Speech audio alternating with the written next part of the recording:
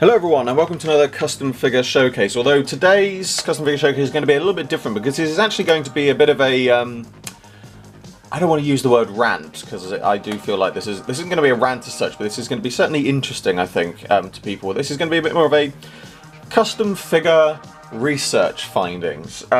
So as some of you will know, a while back I made this, which was a more accurate version of the Day of the Daleks Gold Dalek, and in my previous video there were a few things which I hadn't done before, so I have updated them on this. So the actual custom figure showcase portion of this isn't going to take up that long, so I'm going to take over what I've done just for those who didn't see the first video. So overall this is a standard Day of the Daleks Gold Dalek, but what I've done on this now is, and I'm hoping my camera is going to behave itself this time, so as you can see I have repainted the eye rings a much lighter blue.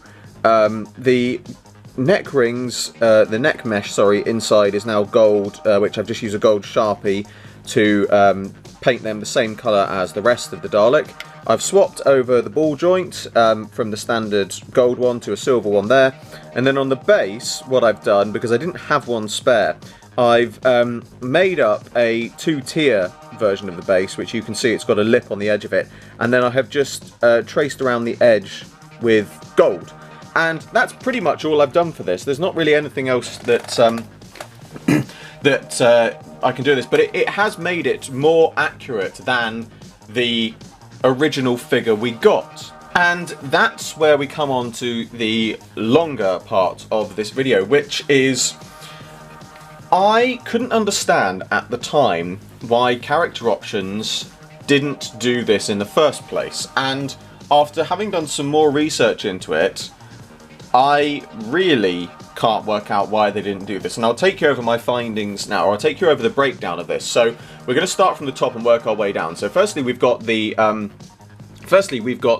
eye rings, which were a much darker blue originally. Now those are just painted, so I can't work out why they couldn't have just painted them the right light blue. So that's okay, that's clearly an oversight of some kind. That, you know, that happens, fair enough, but that could have been something they could have easily done. Now the neck rings themselves, this is the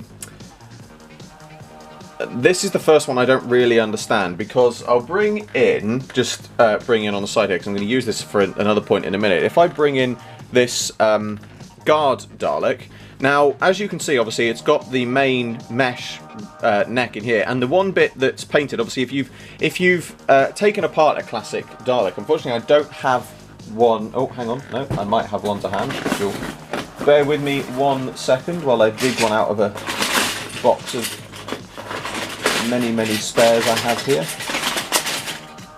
Typically they're all right at the bottom where I can't find them. There's one.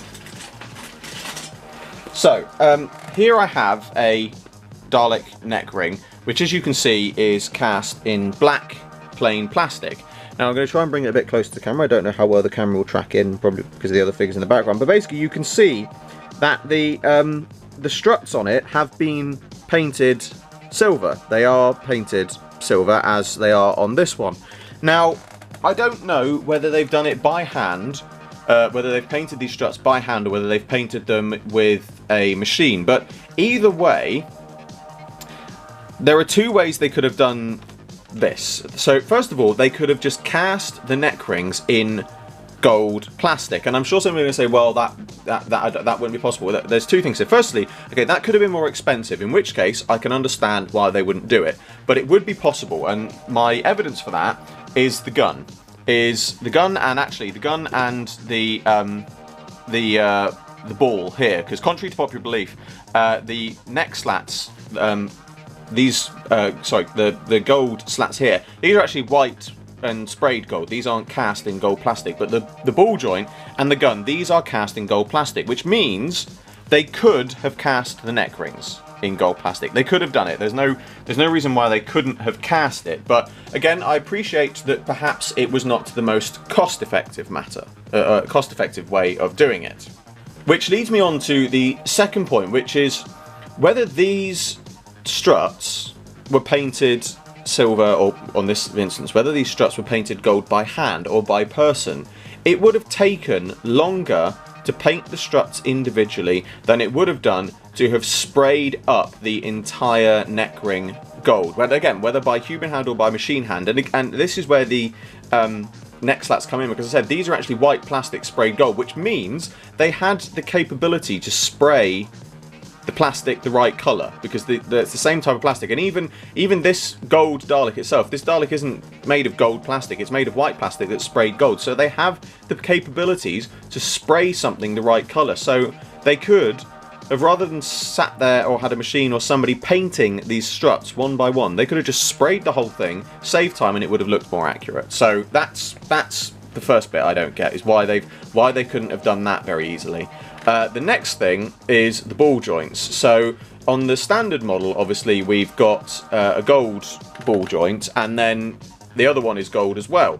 But in the actual Dalek, the one on the plunger arm is silver, and the one on the gun arm is gold. And as we can see here from this guard Dalek, you can quite clearly see that these are standard silver balls. So again, it's not inconceivable. It wouldn't be difficult for them to have just swapped out a gold ball for a silver one, because they clearly make them, because here they are on this Dalek here. They could have taken one from a 60s Dalek and put it into this one, and then they would have had the right coloured ball joint. So again, you know, maybe they, you know, people are going to turn around and say, well, it meant that, you know, it meant time they would have had to have spent going and getting them and swapping them out and casting other ones in. Okay, fair enough. They would have had to have taken time out to go and find the gold joints. But you know where they could have got that spare time?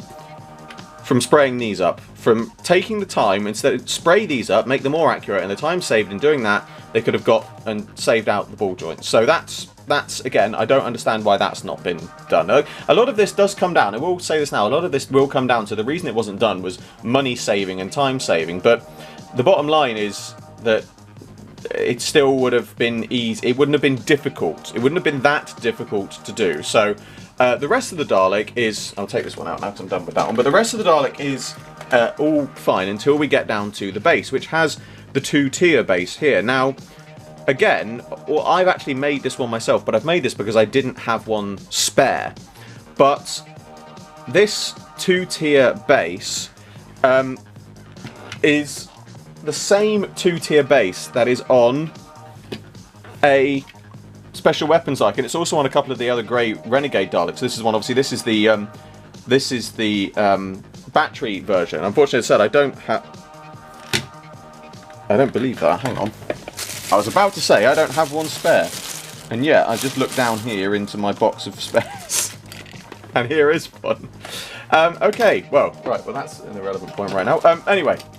But this actually proves my point even better, because here is a 2-tier base. Again, I don't know how well I can get it on camera, but you can, if you look carefully enough, see that there is the top gold bit is a separate lip. It's a whole other base piece. You know, this stands proud of the surface. So again, here it is, right here. This is proof that they had the 2-tier base. And again, for the gold edging that I've put around the edge there. Again, you could have just added, somebody could have added that in, and again, time saved spraying these up could have been time to put those in. So again, the parts exist. Here are the parts. There is the part that exists that they need to make this figure more accurate. So I really have to question, and I'm sort of in a polite way, not because I'm not calling. I want to say I was about to say I'm calling CO out on this again. I did this in the last video. I did this. I'm calling CO out because I don't understand why this wasn't done. Aside from money and time saving, I don't understand why this wasn't done, because all the right parts exist in the base and the ball joint. You could have saved time with doing the spraying up the neck rings the same colour as you'd sprayed the rest of the Dalek, and repainting the eye stalk rings the right colour was just a case of painting them the right colour. So, you know, as I said, I'm calling CO out on this, but I'm calling them out in the sense that I genuinely want to know, without telling me that it was to save money or to save time, I genuinely want to know why this wasn't done, why this wasn't made accurate. And the other reason that I'm bringing this up now is because it is something which I think I'm going to have to talk about in future, in a future video regarding some of Character Options' more recent merchandise, where I just sort of look at it and I think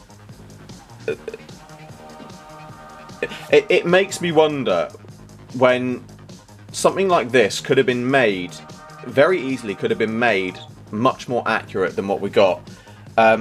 It really makes me wonder if maybe we might see, and I hope I'm wrong. I really hope I'm wrong, but it really makes me wonder and think that it could be that that maybe CO won't be making Doctor Who merchandise so much longer. I want to make it stress and add that that's not a confirmation or anything of any official news. That's a pure opinion on my part. I hope that CO continue to make the merchandise, but I also hope that this is a sort of a wake-up call for them to realise that there's not really, especially when it comes to things like this, there's not a reason for it not to be accurate. But yeah, I as much as I hate to say it, I think it's something that I'm going to raise in a future video, but I wanted to raise it in this one because, as I said, I feel this is a point. This really does prove the point that there's no real reason from a production perspective why this couldn't have been done in the first place. Why they couldn't have had the standard 2-tier base that already exists. Why we couldn't have had the right ball joint. Why we couldn't have had the right colour of the neck mesh and the eye stalks. Now, very quickly as well, something else I want to bring up in this video because it is something that's it's along the same similar lines, but it's something that I just want to sort of make a point of making proof of this on screen as well, is with some of the newer sets we're getting, for example the B&M sets and things like that. Some people have said that it's not possible, in the same way actually this does relate back to this figure, it's not possible for CO just to swap parts out and put new parts in.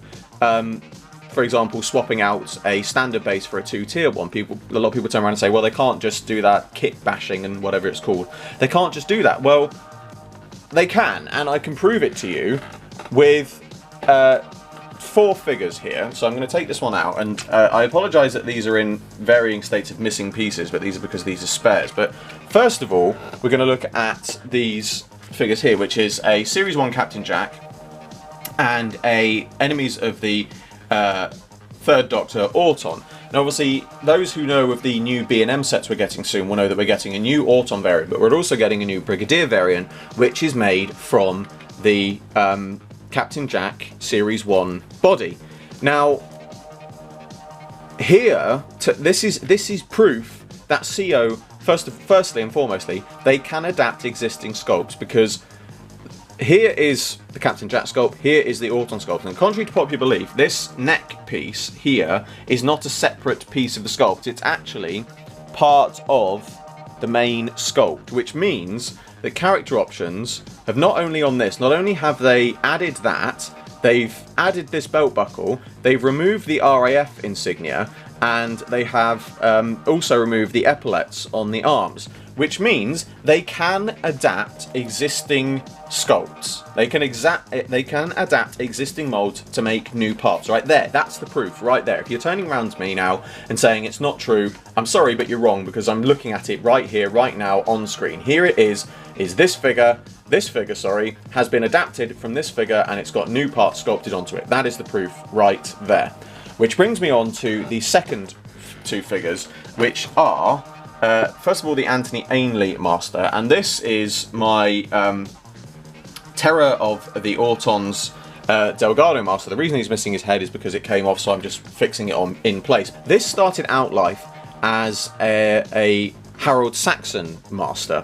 Now, obviously, at first glance, they're very different looking figures. However, if I bring them closer to the camera, and I hope my camera's going to track in on this because this is important.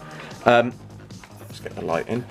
You can see that the trousers, especially around the ankles, that is exactly the same creasing, which means the base Saxon Master figure was used for the Anthony Ainley Master. And again, if I bring it in at the back, you can see same creases on the arms on both sides, same creases on the arms, which means underneath the Anthony Ainley Master is a Saxon Master base figure. Now I'd just like to quickly interrupt myself at this point to point out something that was actually only pointed out to me after I had finished recording this video.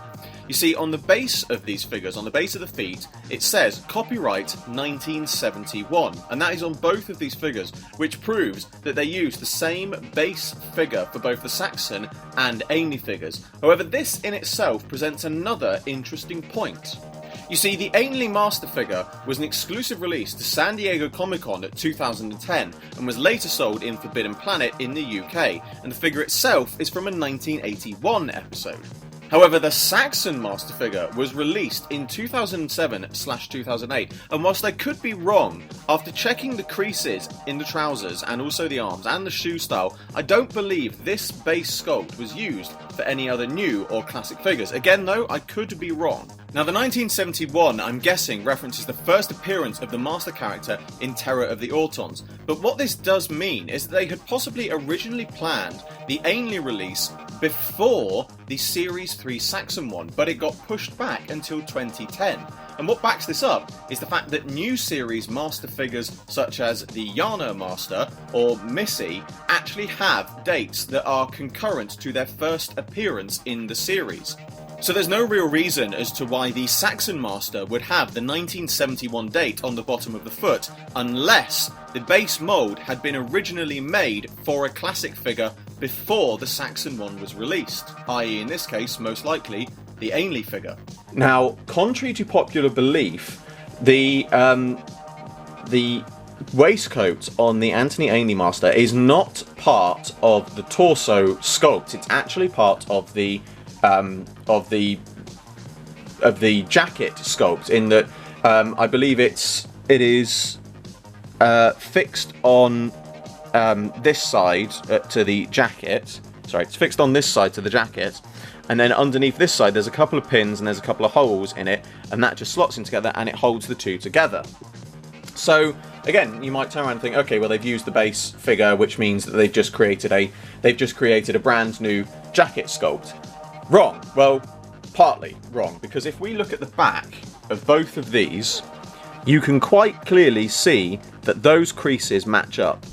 Which means that what Character Options have done here is that they have adapted, as they have done with the Captain Jack figure and the Auton figures, they've adapted the Harold Saxon jacket into the Anthony Ainley jacket, and they have removed the second pocket that's on the Saxon Master. The handkerchief in the pocket, I've sculpted that on myself, but they've removed the second pocket and they've added the waistcoat. But when you look at the back, you can see that those figures match up exactly, which means, again, they have retooled parts, which leads me to two conclusions.